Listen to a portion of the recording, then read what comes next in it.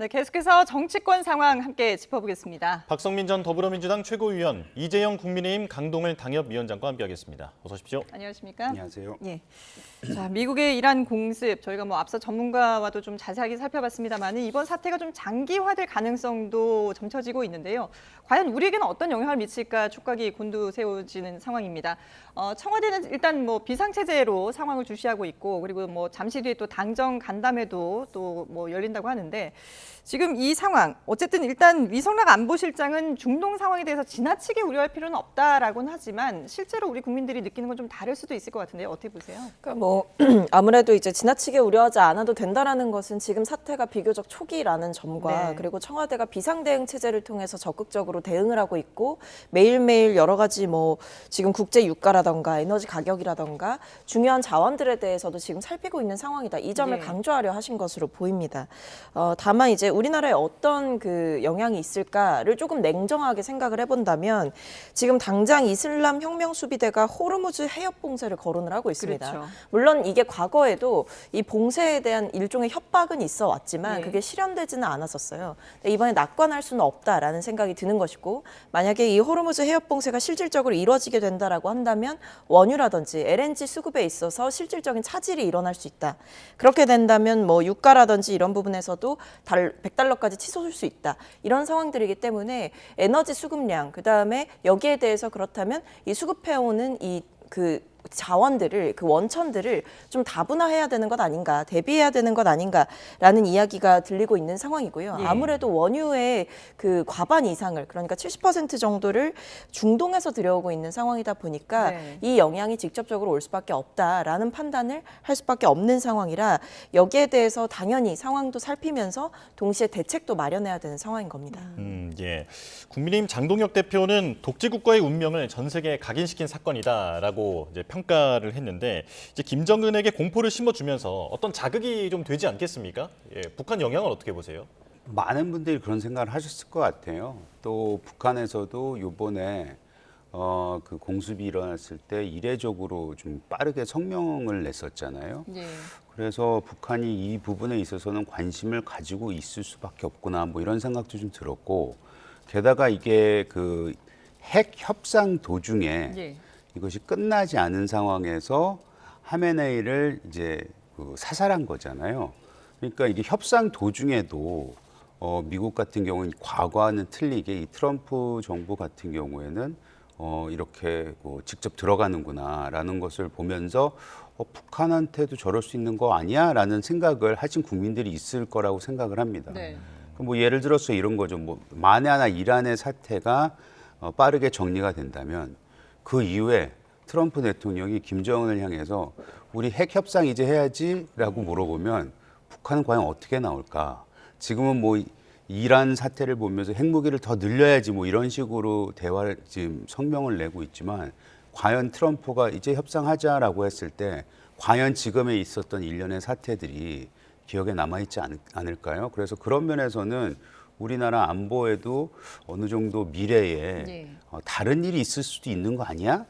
라는 생각을 그런 가능성을 상상을 심어줬다는 거에 대해서 어찌 보면 좀 의미가 있는 것 같습니다. 예. 자, 이렇게 이제 전쟁의 여파가 어떻게 우리에게 미칠지 좀 관심 있게 지켜봐야 될 것 같습니다. 자, 이제 본격적으로 국회 본회의 상황을 좀 살펴보겠습니다. 국민의힘이 민주당이 통과시킨 사법개혁 3법 철폐를 촉구하는 장외투쟁을 선언했습니다. 대국민 호소 도보 행진을 한다고 하는데 다시 장외로 나간 이유가 뭘까요? 일단은 이 3법 통과가 되는 과정에서 늘 그래왔지만 현 국회에서는 네. 압도적인 우위를 가지고 있는 수의 압도적인 우위를 가지고 있는 민주당한테 법리적으로 입법적으로 절차상 저희가 할 수 있는 게 별로 없습니다. 그렇다면 이것이 잘못된 법안이거나 네. 잘못된 방향으로 나가고 있을 때는 거기에 대한 끊임없는 얘기를 하면서 네. 그게 실질적인 물리력을 행사할 수는 없겠지만 그래도 이런 의견을 가지고 있다는 거는 역사에 남겨야 되는 것이고 그거를 우리 국민들과 유권자들한테 계속해서 우리는 어떤 포지셔닝을 가지고 계속 의견을 개진해 왔다라는 것을 보여줘야 되는 것이기 때문에 어쩔 수 없이 이번에도 장외로 나가는 것 같습니다. 오늘 오후 1시 반부터 네네. 여의도에서 시작을 해서 뭐 신촌을 거쳐 청와대까지 사랑채까지 간다고 하더라고요. 네. 한 5시간 정도, 한 4-5시간 정도 걸릴 것 같은데 많은 분들이 아마 참석을 할 거라고 저는 생각하고 있습니다. 예. 지난해 9월에 있었던 그 장외 투쟁에 대한 그 효과는 평가가 좀 박한 게 사실이거든요. 그렇다면 이번에는 지금 이재명 대통령에게 그 사법개혁 3법에 대해서 거부권을 촉구하고 있는 상황인데 효과 어떻게 보십니까?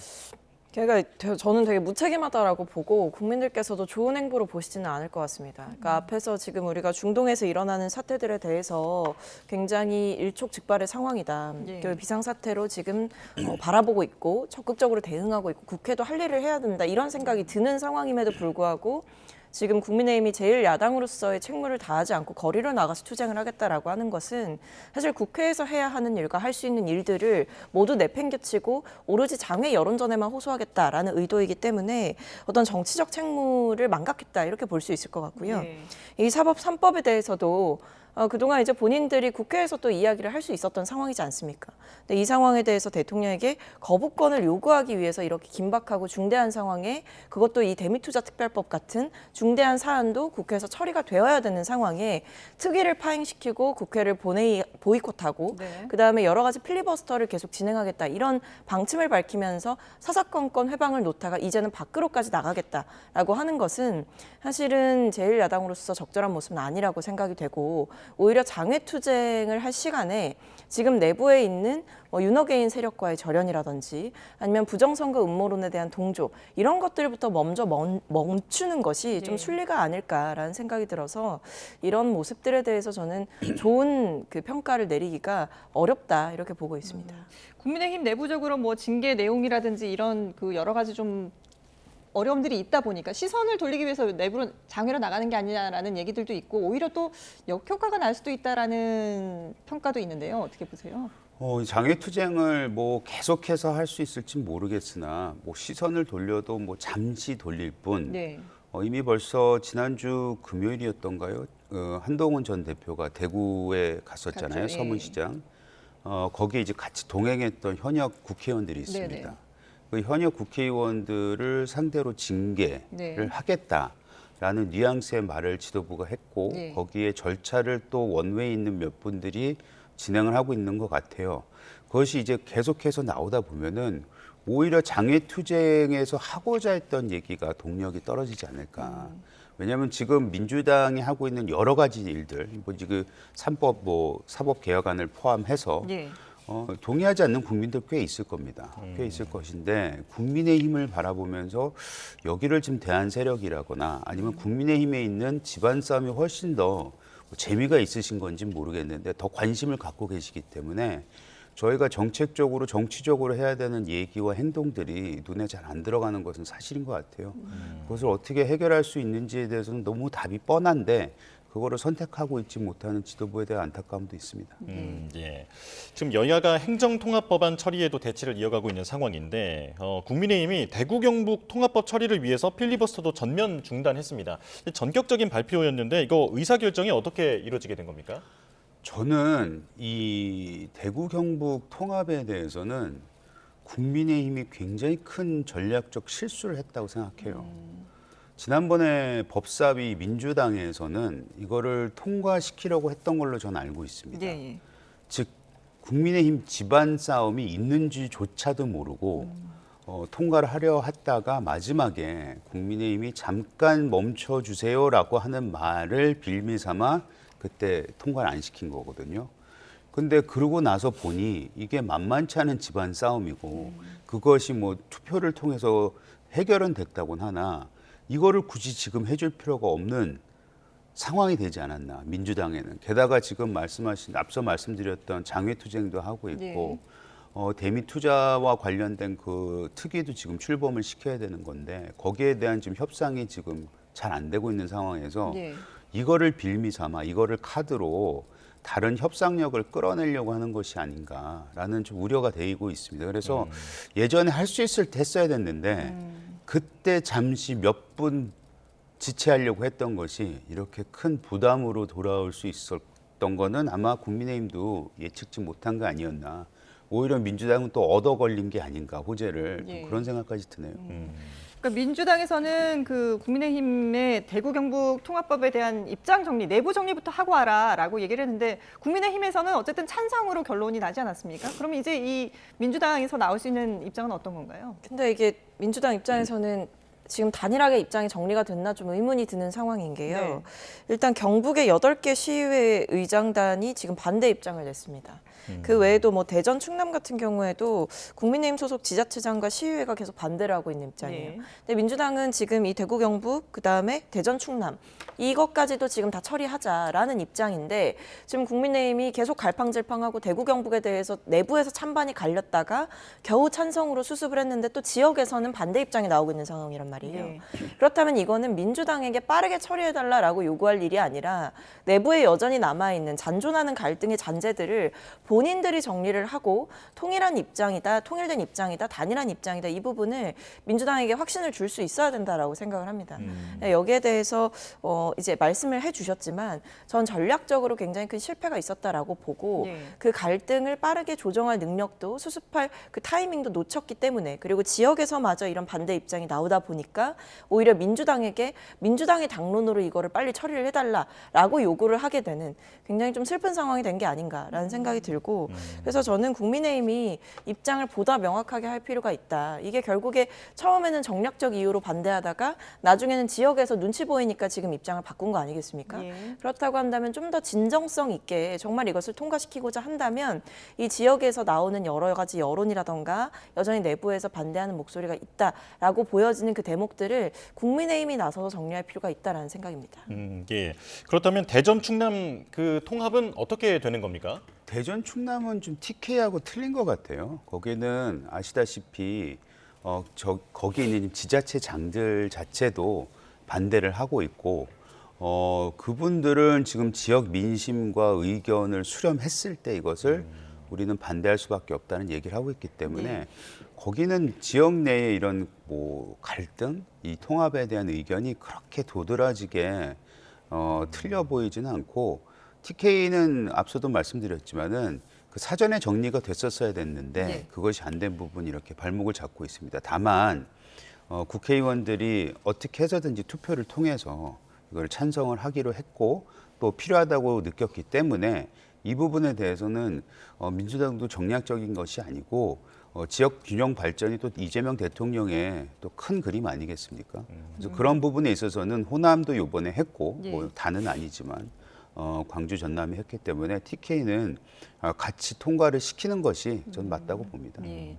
뭐 이렇게 이제 여야 갈등 상황들이 계속 이어지다 보니까 대미투자특별법 같은 경우에도 어쨌든 9일이 지금 이제 시한 아니겠습니까? 그 전에 처리를 할 수 있을까요? 어떻게 보세요? 그러니까 지금 말씀하신 대로 대미투자특별법 처리를 위해서 특위를 만들었는데 예. 그게 처음에 이제 또 파행이 됐었어요. 그렇죠. 파행이 됐었고 근데 다만 이게 지금 정해진 특위의 활동 시한이 9일입니다. 9일까지죠. 그러니까 시간이 예. 얼마 남지 않았고 굉장히 긴급한 과제이기 때문에 민주당 입장에서는 만약에 이 국민의힘이 지금 여러 가지 뭐 의사 진행을 거부하고 그리고 법안 처리에 협조하지 않는다라고 한다면 가용 가능한 모든 수단을 동원하겠다라는 입장이에요. 뭐 예를 들면 국회법에 따른 어떤 직권 상정도 검토해 볼 수 있는 상황인 것이고 그때의 상황에 맞춰서 지금 뭐 아직 시한이 조금은 남았기 때문에 상황을 지켜보겠다라는 입장이지만 예. 그럼에도 지금 사실 국민의힘의 기류를 보면 장외투쟁이라든지 이런 것들을 고수하고 있는 상황이라 과연 이 법안 처리에 제대로 협조를 할까 의문스럽거든요. 예. 그렇다면 민주당은 민주당의 길을 갈 수밖에 없다. 국익을 내팽개친 제1야당을 다시 한번 설득하는 데 시간을 쓰기가 어려워 보인다라는 판단을 할 것이고 그렇다면 앞서 말씀드린 대로 직권상정이라든지 이런 네네. 부분을 고려할 것이다. 이렇게 보입니다. 예. 예.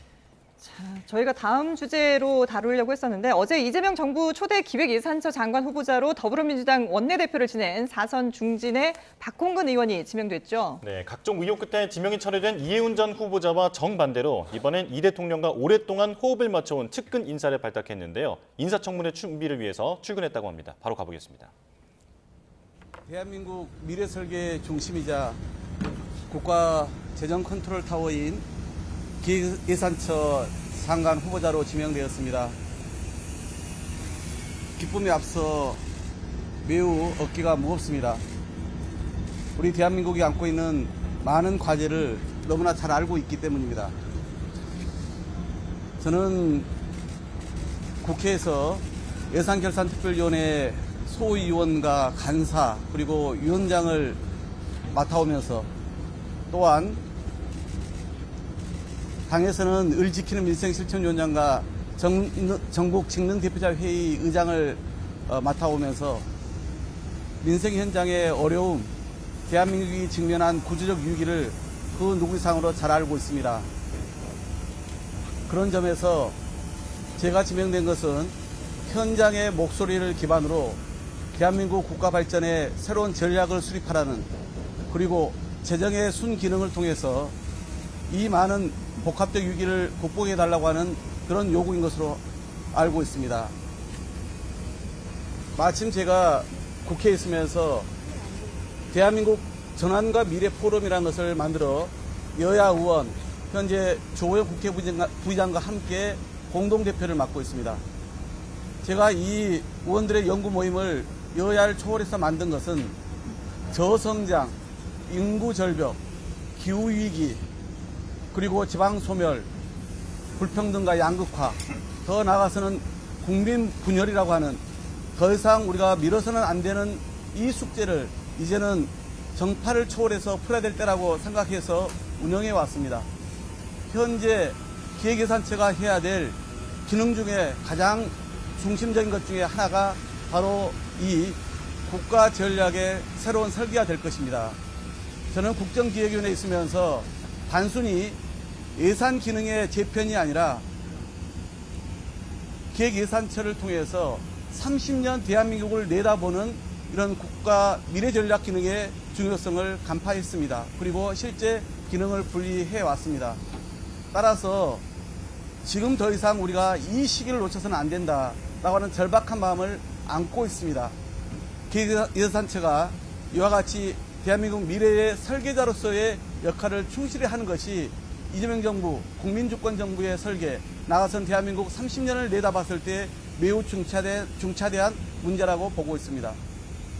저는 이를 위해서 국가 대전환을 위한 전략 기능을 대폭 강화해 가겠습니다. 물 들어올 때 노저라는 말이 있듯이 현재 대한민국은 이런 구조적 복합 위기 속에서도 우리 이재명 대통령과 함께 국민 모두가 초혁신 경제로 나가고 있습니다. 이럴 때 재정의 적극적 역할이 필요할 것입니다. 둘째는 무엇보다 벼랑 끝에 선 민생 경제를 바로 세워야 됩니다. 그러면서도 지속 가능한 적극 재정의 역할을 모색해야 될 것입니다. 재정은 당연히 화수분이 아닙니다.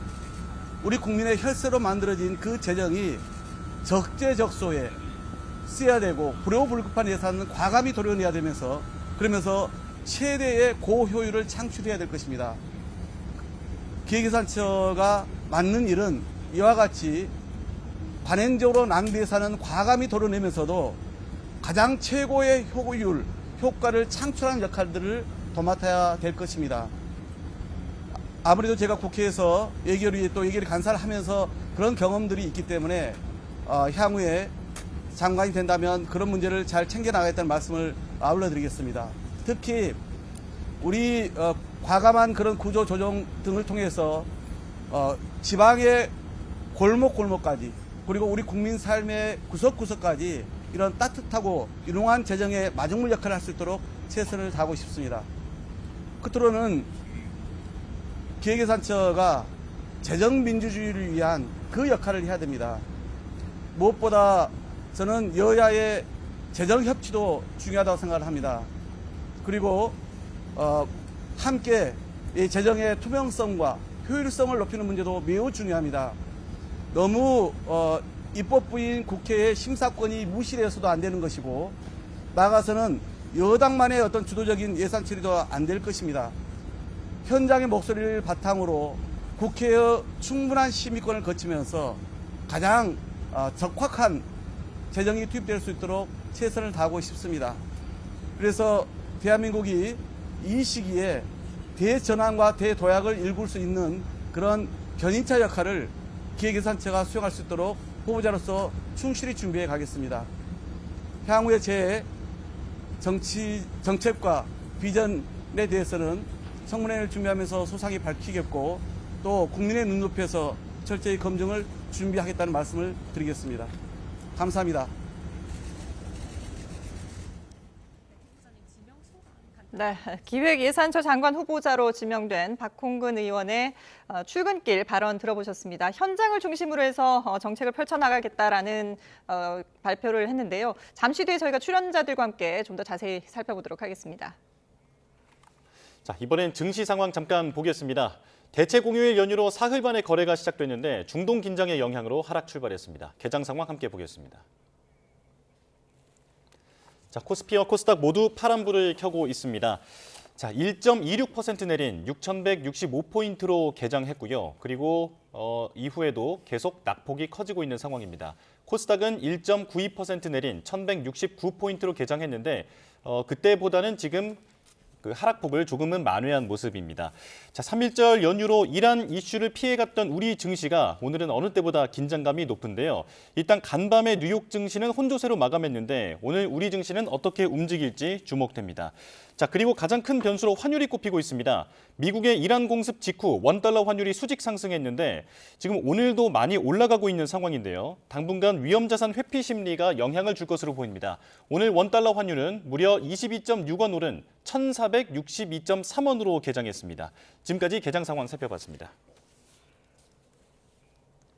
네, 다시 전국 상황 살펴보겠습니다. 앞서 기획예산처 장관 후보자로 지명된 박홍근 민주당 의원의 출근길 발언 들어보셨는데요.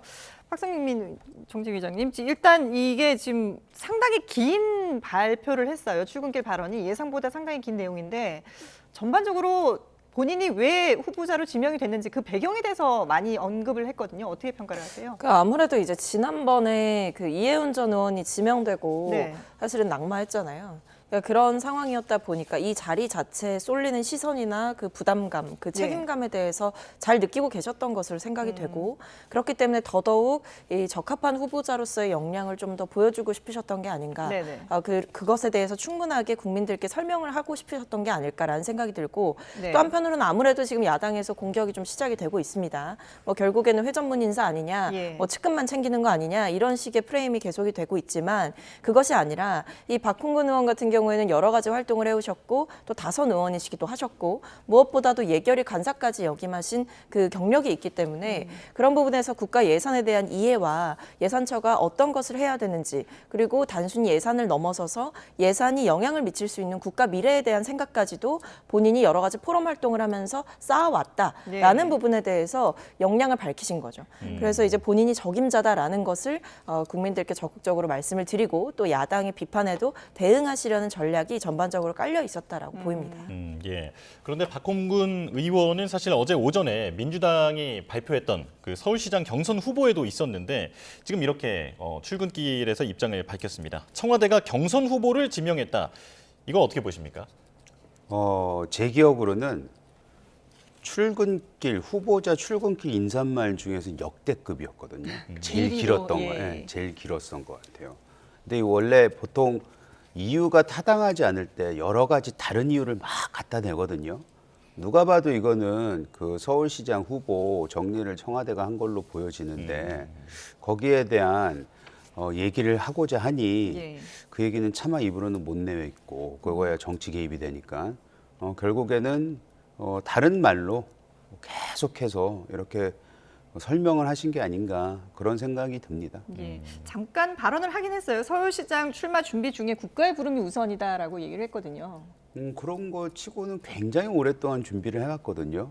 그리고 서울시장 출마를 굉장히 하고 싶어 했는데 뭐 여러 가지 여론조사를 제가 말씀은 안 하겠지만 예. 뭐 쉽지 않은 상황이기도 하고 사람들 말로는 정원호 그 현 후보를 이재명 대통령이 언급하면서 갑자기 급부상했잖아요. 거기에 대한 서운함에 대한 이재명 대통령의 배려라고 얘기하시는 분들도 많고 뭐 어찌했건 간에 서울시장과 관련된 내용으로 시작이 된 게 아닌가라는 생각이 듭니다. 예. 예. 그렇다면 이제 인사청문회 어떻게 전망하십니까? 저는 뭐 무난하게 잘 가지 않을까라는 생각이 들어요. 왜냐하면 뭐 의원으로서의 경력이 또 오래 되셨고 그 과정에서 공적 검증은 계속해서 거쳐왔다라는 그 생각이 있기 때문에 어느 정도 의원직을 여러 번 거친 사람의 안정성을 좀 갖고 계신 분 아닌가라는 네네. 생각이 들어서 저는 인사청문회 같은 경우는 좀 무난하게 통과를 잘 할 것 같다라는 생각이고 이제 계속 얘기가 나오는 어떤 청와대 경선 개입에 대해서는 사실 박홍근 이 후보자께서도 말씀하셨지만 선거를 준비하다가도 이 국가에서 좀 어떤 일을 맡아달라, 도와달라라고 하면 그것은 뭐 본인이 선거에 나가서 당선되는 것보다도 이 일이 더 중요하다라고 판단할 수 있는 거지 않습니까? 예. 그렇기 때문에 저는 뭐 박홍근 그 후보자께서도 아무래도 여러 가지 이제 대외비, 그러니까 보안을 지켜야 되는 상황 속에 계셨기 때문에 여기에 대해서 여러 가지 해석이 붙을까 우려해서 오히려 뭐 후보자 자리를 빨리 내려놓지는 못했던 것으로 보인다라는 네. 생각이 듭니다. 예, 알겠습니다. 네, 정치권 상황 짚어봤습니다. 박성민 전 더불어민주당 최고위원 그리고 이재영 국민의힘 강동을 당협위원장과 함께했습니다. 두 분 고맙습니다.